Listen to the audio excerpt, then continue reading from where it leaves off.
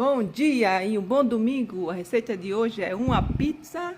Aqui a massa tá assando. Primeiro tem que dar uma assadinha, que eu fiz ela com abobrinha e aveia.